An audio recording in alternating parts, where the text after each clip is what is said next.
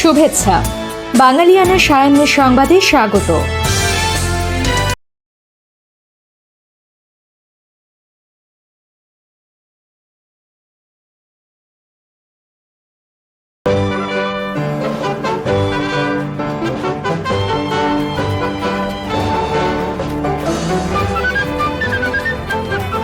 পুরো বিজয়ের মাস জুড়ে দেখুন বাঙালিয়ানার বিশেষ আয়োজন। শুরুতেই শুনে নিচ্ছি সংবাদ শিরোনাম। তারেক রহমানকে স্মরণীয় অভ্যর্থনা জানাতে চায় বিএনপি, দলটিতে চলছে ব্যাপক প্রস্তুতি। শেখ হাসিনার মৃত্যুদণ্ডের রায়ের দিন ধানমন্ডি ৩২-এ পথচারী নারীকে ব্যাপক পেটানো ভাইরাল এনসিপি নেত্রীর ঝুলন্ত মরদেহ উদ্ধার। রিয়াদের বাংলাদেশ দূতাবাস জানালো, অনুমোদনহীন নির্বাচনী সভা করে সৌদিতে আটক হচ্ছেন বাংলাদেশিরা। হোয়াইট হাউসের ডেপুটি চিফ অব স্টাফের দাবি, ভেনেজুয়েলার সব তেল যুক্তরাষ্ট্রের। এবার অন্যান্য সংবাদের সঙ্গে বিস্তারিত। প্রায় ১.৫ যুগ যুক্তরাজ্যের লন্ডনে নির্বাসিত থাকা বিএনপির ভারপ্রাপ্ত চেয়ারম্যান তারেক রহমানের প্রত্যাবর্তন উপলক্ষে অভ্যর্থনায় ব্যাপক আয়োজন চলছে দলে। তিনি ২৫ ডিসেম্বর দেশে ফিরছেন। প্রস্তুতি সভা, উঠান বৈঠক থেকে শুরু করে নানান পর্যায়ের সভায় নেতাকর্মীদের দিক নির্দেশনা দেওয়া হচ্ছে দল থেকে। গঠন করা হয়েছে অভ্যর্থনা কমিটি, নিরাপত্তার জন্য নেওয়া হয়েছে প্রস্তুতি। নেতাকর্মীরা জানান, তারেক রহমানের দেশে ফেরার ঘোষণা দেওয়ার পর থেকেই দলে উৎসবের আমেজ। নেতাকর্মীরা এখন চাঙ্গা। তাকে বিমানবন্দরে স্বাগত জানানোর বিষয়ে এরই মধ্যে সারা দেশে প্রতিটি সাংগঠনিক ইউনিটকে নির্দেশনা দেওয়া হয়েছে। স্মরণকালের সেরা সংবর্ধনা দিতে সব ধরনের প্রস্তুতি নিয়েছে দল। দলের দ্বিতীয় সর্বোচ্চ নেতাকে স্বাগত জানানোর লক্ষ্যে গত সোমবার গুলশানে চেয়ারপারসনের কার্যালয়ে বিএনপি ও অঙ্গ সহযোগী সংগঠনের যৌথ সভা হয়। এতে তারেক রহমানকে কিভাবে অভ্যর্থনা দেওয়া হবে তা নিয়ে বিস্তারিত আলোচনা হয়েছে। এ সভায় সভাপতিত্ব করেন দলের মহাসচিব মির্জা ফখরুল ইসলাম আলমগীর। দলের নির্দেশনা পেয়ে ঢাকা মহানগর বিএনপি এবং অঙ্গ সহযোগী সংগঠনগুলো এখন মহাব্যস্ত। দলীয় সূত্রে জানা গেছে, তারেক রহমানের প্রত্যাবর্তনকে কেন্দ্র করে অভ্যর্থনা ও সাংগঠনিক তৎপরতা সমন্বয়ের জন্য গঠিত হচ্ছে একাধিক বিশেষ কমিটি। কমিটিগুলোর তত্ত্বাবধানে কেন্দ্রীয় মাঠ পর্যায়ের সব প্রস্তুতি সম্পন্ন করা হবে। এরই মধ্যে গতকাল গঠিত হয়েছে অভ্যর্থনা কমিটি। এর আহ্বায়ক বিএনপির স্থায়ী কমিটির সদস্য সালাউদ্দিন আহমেদ এবং সদস্য সচিব সিনিয়র যুগ্ম মহাসচিব রুহুল কবির রিজভী।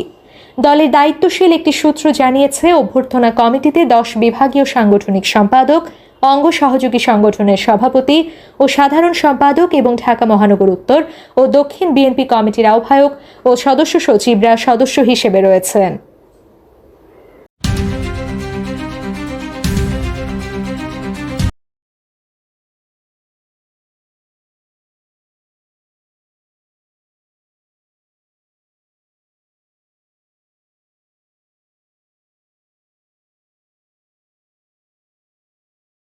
উনিশশো ৭১ সালের ডিসেম্বর। ধীরে ধীরে বৃদ্ধি পাচ্ছিল বাংলার মুক্তাঞ্চলের মানচিত্র। অবস্থা বেগতিক দেখে পাকিস্তানি হানাদার বাহিনীও বাড়াচ্ছিল হিংস্র নৃশংসতার থাবা। রক্তাক্ত সেই সময়েই অস্ফুটে বেজে চলছিল বিজয়ের গান। সারা বিশ্বের ইথারে ইথারে উচ্চারিত হচ্ছিল বজ্র নির্ঘোষে একটি নাম, যে নাম মাথা নত করতে জানে না। রক্ত স্নাত সে নাম বাংলাদেশ। বাংলার পূর্ণ বিজয়ের ক্ষণগণনায় আজ 18 ডিসেম্বর।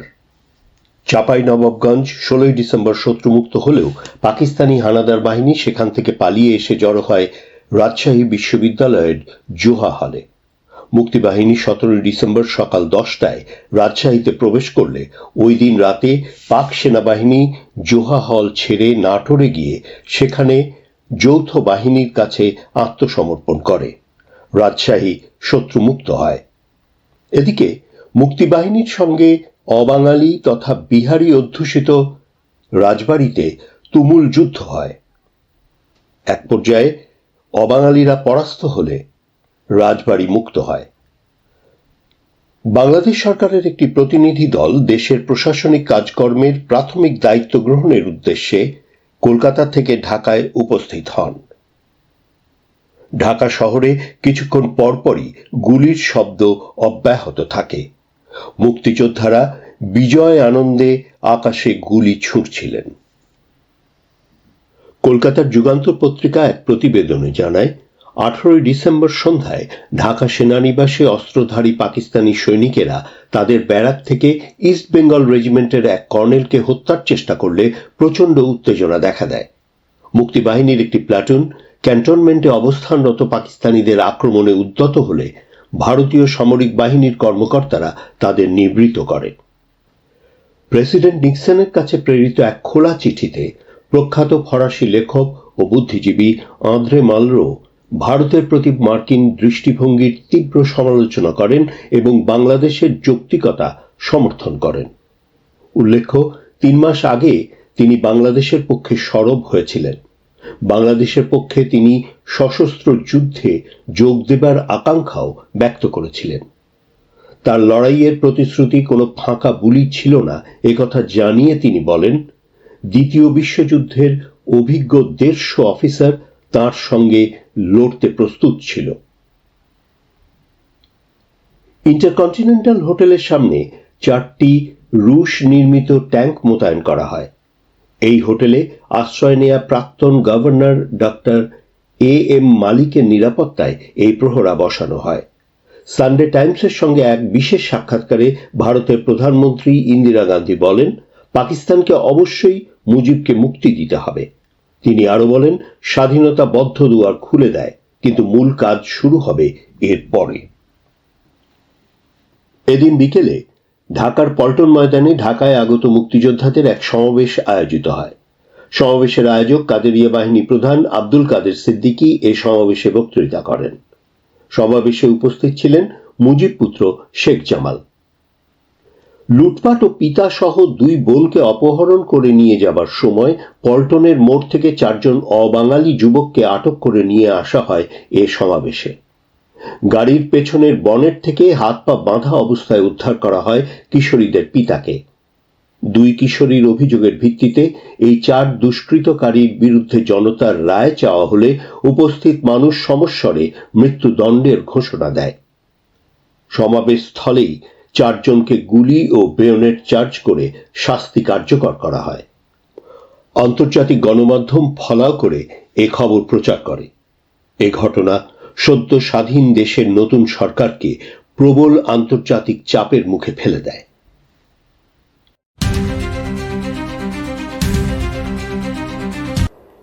হাজারীবাগ থানার জিগাতলা এলাকার একটি ছাত্রী হোস্টেল থেকে জান্নাতারার রুমে ঝুলন্ত মরদেহ উদ্ধার করেছে পুলিশ।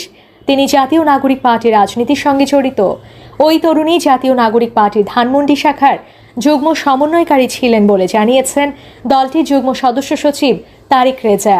ফেসবুক পোস্টে তারিক রেজা লেখেন, রুমি গত 1 মাস ধরে আওয়ামী লীগের ক্রমাগত সাইবার বুলিং, হত্যা ও ধর্ষণের হুমকি পেয়ে আসছিলেন।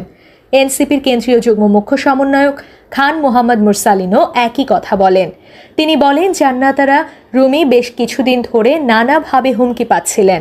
এটি আত্মহত্যা নাকি হত্যা সে বিষয়ে আমরা এখনো নিশ্চিত নই। তিনি সাইবার বুলিংয়েরও শিকার হচ্ছিলেন। হাজারীবাগ থানা পুলিশ জানিয়েছে, প্রাথমিকভাবে এটি আত্মহত্যা মনে হলেও এটি আত্মহত্যা নাকি হত্যা তা নিশ্চিত হওয়া যাবে ময়নাতদন্তের প্রতিবেদনের পর।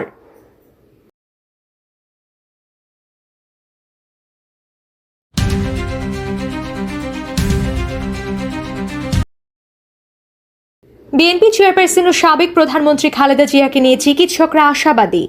তিনি সুস্থ হয়ে উঠবেন বলে জানিয়েছেন doctor AJM Zahid Hossain. 18 December দুপুরে খালেদা জিয়ার শারীরিক অবস্থা নিয়ে এক ব্রিফিংয়ে তিনি কথা জানান। ডাক্তার AJM জাহিদ জানান, চিকিৎসকরা যে ওষুধ দিচ্ছেন তা গ্রহণ করতে পারছেন খালেদা জিয়া। তার শারীরিক অবস্থা স্থিতিশীল। বিএনপি চেয়ারপারসন খালেদা জিয়া দীর্ঘদিন ধরে বিভিন্ন জটিল রোগে ভুগছেন। গত 23 নভেম্বর রাতে হঠাৎ শ্বাসকষ্ট দেখা দিলে তাকে রাজধানীর এভার কেয়ার হাসপাতালে ভর্তি করা হয়। এরপর থেকে তিনি ঢাকার এভার কেয়ার হাসপাতালে নিবিড় পর্যবেক্ষণে রয়েছেন।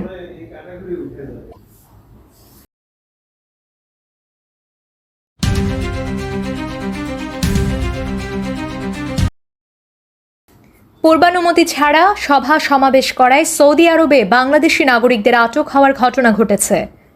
রিয়াদের বাংলাদেশ দূতাবাস এক বিজ্ঞপ্তিতে এই তথ্য জানিয়ে এই বিষয়ে প্রবাসী বাংলাদেশিদের সতর্ক করেছে। দূতাবাসের বিজ্ঞপ্তিতে বলা হয়, সম্প্রতি সৌদি আরবের বিভিন্ন এলাকায় ইশতেরাহা বা হলরুম ভাড়া করে হোটেল, রেস্তোরাঁ কিংবা ব্যক্তিগত বাসাবাড়িতে অননুমোদিতভাবে বিভিন্ন সংগঠনের ব্যানারে আসন্ন ত্রয়োদশ জাতীয় সংসদ নির্বাচনকে সামনে রেখে সভা সমাবেশ আয়োজন করা হচ্ছে।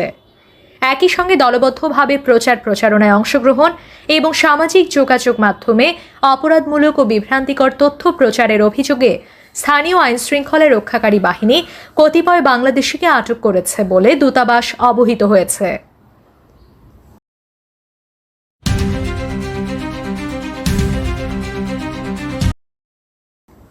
সন্ত্রাস বিরোধী আইনে গ্রেপ্তার সাংবাদিক আনিস আলমগীরের মুক্তি দাবি করেছে অ্যামনেস্টি ইন্টারন্যাশনাল।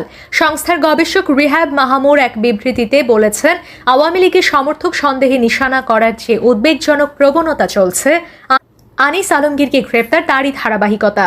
সন্ত্রাস বিরোধী আইনের অপব্যবহার করে মানুষের মত প্রকাশ বন্ধ করার চেয়ে অন্তর্বর্তী সরকার এবং কর্তৃপক্ষের উচিত মানুষকে স্বাধীনভাবে কথা বলার এবং সংগঠিত হওয়ার সুযোগ দেওয়া, বিশেষ করে নির্বাচনের আগের এই সময়ে। গোয়েন্দা পুলিশের একটি দল রোববার রাত ৮টার পর সাংবাদিক আনিস আলমগীরকে জিজ্ঞাসাবাদের কথা বলে ডিবি কার্যালয়ে নিয়ে যায়।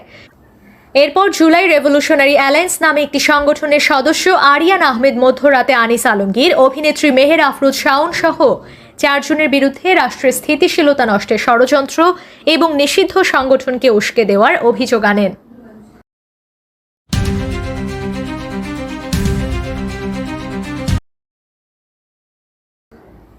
যুক্তরাষ্ট্রের প্রেসিডেন্ট ডোনাল্ড ট্রাম্পের শীর্ষ সহযোগী স্টিফেন মিলার বলেছেন, ভেনেজুয়েলার জ্বালানি তেল ওয়াশিংটনের, সেই সঙ্গে দক্ষিণ আমেরিকার দেশটির জ্বালানি শিল্পের জাতীয়করণকে চুরি বলেও মন্তব্য করেছেন তিনি। যুক্তরাষ্ট্র ও ভেনেজুয়েলার দ্বিপক্ষীয় সম্পর্কে সাম্প্রতিক সময় বেশ উত্তেজনা ছড়িয়েছে। ট্রাম্প প্রশাসনের দাবি, মাদক চোরাচালানের বিরুদ্ধে লড়তে গিয়ে ভেনেজুয়েলাকে ঘিরে উত্তেজনা ছড়িয়েছে। তবে মিলারের গতকাল বুধবারের মন্তব্যের পর ভেনেজুয়েলা নিয়ে ট্রাম্প প্রশাসনের উদ্দেশ্য নিয়ে নতুন করে প্রশ্ন উঠেছে। হোয়াইট হাউসের deputy chief of staff Stephen Miller গতকাল সামাজিক যোগাযোগ মাধ্যমে লেখেন, মার্কিনদের খাম বুদ্ধিমত্তার পরিশ্রম ভেনেজুয়েলার তেল শিল্প গড়ে তুলেছে। অবশ্য শুরুর দিকে যুক্তরাষ্ট্র ও যুক্তরাজ্যের প্রতিষ্ঠানগুলো ভেনেজুয়েলায় জ্বালানি তেল উত্তোলনে জড়িত ছিল। তবে প্রাকৃতিক সম্পদের ওপর স্থায়ী সার্বভৌমত্বের আন্তর্জাতিক আইন অনুযায়ী জ্বালানি তেলের মালিকানা দক্ষিণ আমেরিকার দেশটিরই।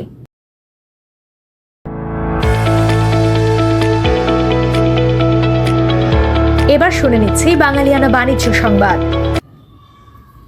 দেশের টেলিকম খাতের বহুল প্রত্যাশিত 700 মেগাহার্জ স্পেকট্রাম নিলামের তারিখ ঘোষণার পর এ নিয়ে শুরু হয়েছে নানা আলোচনা। তরঙ্গ নিলাম নিয়ে কোনো শঙ্কা না দেখলেও নির্বাচনের ডামাডোলের মধ্যে নিলাম করার উপযুক্ত সময় নয় বলে মনে করছেন রবির সিইও জিয়াদ সাতারা। দেশের দ্বিতীয় বৃহৎ টেলিকম অপারেটর রবির দায়িত্ব নেওয়ার 2.5 মাসের মাথায় বৃহস্পতিবার সংবাদ সম্মেলনে এসে এ বিষয়ে কথা বলেন। সংবাদ সম্মেলনে এক প্রশ্নের জবাবে রবি সিইও বলেন, জানুয়ারিতে অকশন। রবি মনে করে নির্বাচনের আগে স্পেকট্রাম অকশন হওয়া উচিত নয়। অকশন মানেই বিনিয়োগের জন্য এখন উপযুক্ত সময় নয়। নির্বাচনের পর অন্তর্বর্তীকালীনের পরিবর্তে একটি দীর্ঘমেয়াদী সরকার এলে এটি আরও গতি পেত। জিয়াদ সাতারা বলেন, এখন একটা ট্রানজিশনাল সময় চলছে। বিনিয়োগকারীরা নির্বাচনের দিকে চেয়ে আছে। নির্বাচনের পর অর্থনীতি ঘুরে দাঁড়াবে, এটাই প্রত্যাশা।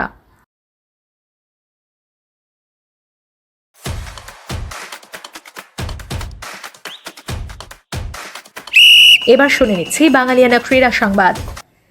2 গোলে পিছিয়ে পড়ার পর দারুণ লড়াই করল তালাভেরা।